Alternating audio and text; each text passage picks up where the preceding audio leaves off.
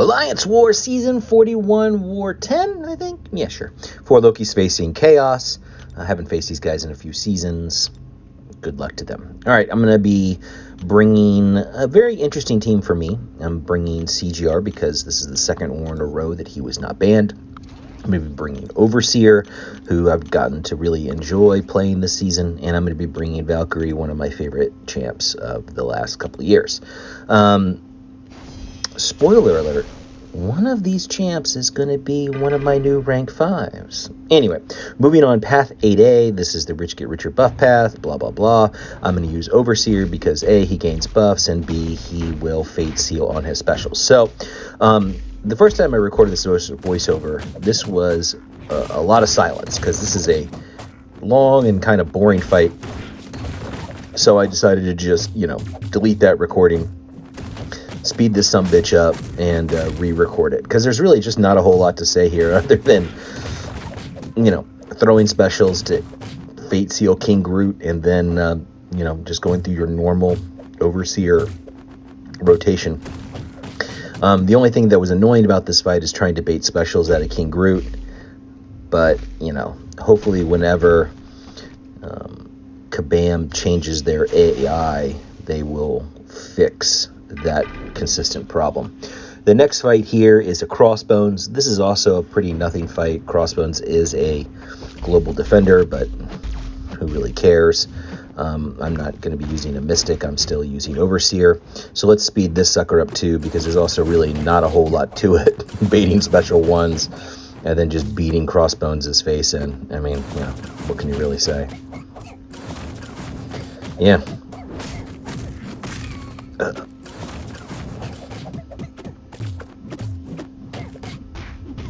Alright, this guy's dead. Now we move on to, what I think is a funner fight, because it does, present some challenges, which is the Nick Fury on node 21. I said this last word, I'll say it again. I don't think this is optimum placement for Nick Fury if you're not banning CGR, because at least on this node, he's very, very easy to beat. Last war, I used a PS1 boost, again, for reasons I can't explain to you. Whatever. This war, I think I just popped on an invul. So we'll do our cycle. We'll throw our first special 2. And I, push myself all the way up to a special 3. I thought I would get right back to another special 2. But I switched it from a 12% 150, which is what I used last war, to an 8% 200. And I think, just because I was just going by what resources I actually had to use. And that shot me right back up to a special 3. So, if I think the ideal is the 158, and that's what I'll try to do in the future. Anyway, here I'm throwing a special 3 after I have him double his power. So satisfying. He comes up. I just need to get him to throw another SP2, and then this fight should be over. Who cares about them poisons, right? Okay, so now let's move on to my next fight, node 22. It's a Void. And I fought Void here a bunch of times over the years. In the past seasons, I've used Ultron. That's who PWF wanted me to use this war, and I said absolutely no way in hell would I use an Ultron when I can use a CGR. So, again, I'm not going to care too much about the shock damage.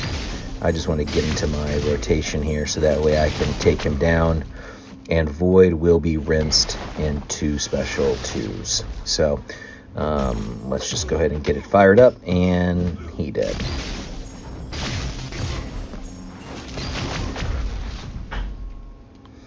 All right, moving on to node 23, we have a Maul. And now B McG does this fight every war and makes it look stupid easy. In the past, Super Sam, miss you buddy, did this fight and made it look super easy. And so, I'm thinking, how hard can it be? And of course, PWF loves to assign me to fight Maul because he knows I absolutely hate fighting Maul. And so I did a duel on this fight. And I think I have the spacing right for things like the heavy counter of the special one and things like that. But I do a poor job of managing the unblockable. Sweet little intercept there. That was nice. So I get rooted.